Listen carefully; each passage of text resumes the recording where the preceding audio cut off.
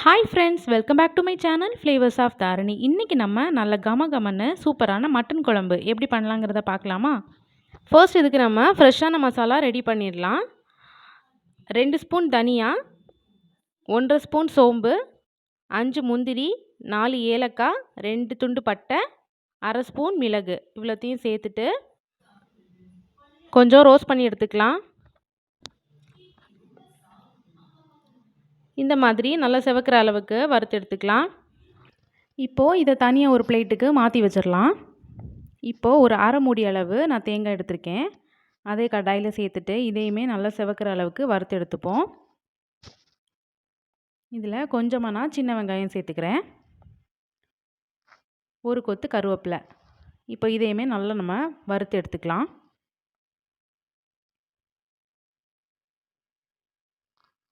பாருங்கள், இந்த அளவுக்கு நல்லா வறுபட்டு வந்ததும் இதில் நான் ஒரு 1.5 ஸ்பூன் அளவு மிளகாய்த்தூள் சேர்த்துக்கிறேன்.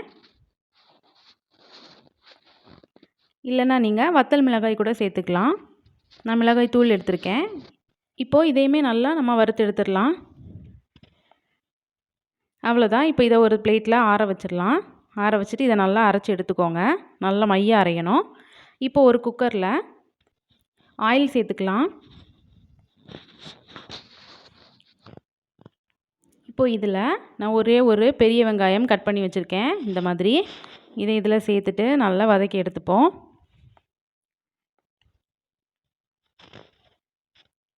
வெங்காயம் கொஞ்சம் வதங்கினதும் இதில் 2 பச்சை மிளகாய், ஒரு தக்காளி, ஒரே ஒரு உருளைக்கிழங்கு இதையும் கட் பண்ணி சேர்த்துக்கலாம்.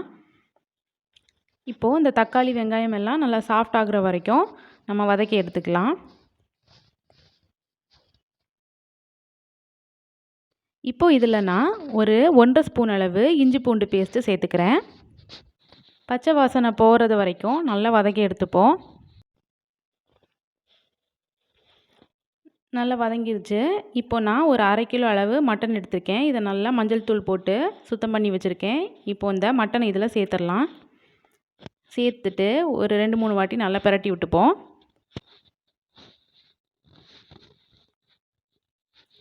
இப்போது இதில் நம்ம அரைச்சி வச்சுருக்க மசாலாவை சேர்த்துடலாம். நான் நல்லா நைஸாக அரைச்சி எடுத்து வச்சுருக்கேன். சேர்த்துட்டு அந்த மிக்ஸி ஜார்லேயே கொஞ்சம் தண்ணி விட்டு அந்த தண்ணி இதில் சேர்த்துடலாம்.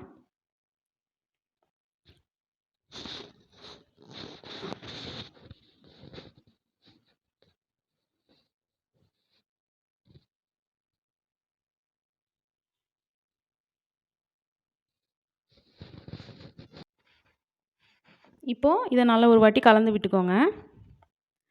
இப்போ இதில் நான் ஒரு 1.5 கப் அளவு தண்ணி விடுறேன். உங்களுக்கு குழம்பு எவ்வளோ வேணுமோ அவ்வளோத்துக்கு தண்ணி விட்டுக்கோங்க.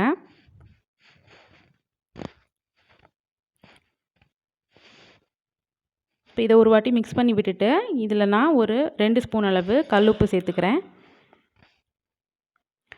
1/2 டீஸ்பூன் மஞ்சள் தூள் சேர்த்துக்கிறேன். இப்போ இதையுமே நல்லா கலந்து விட்டுடலாம்.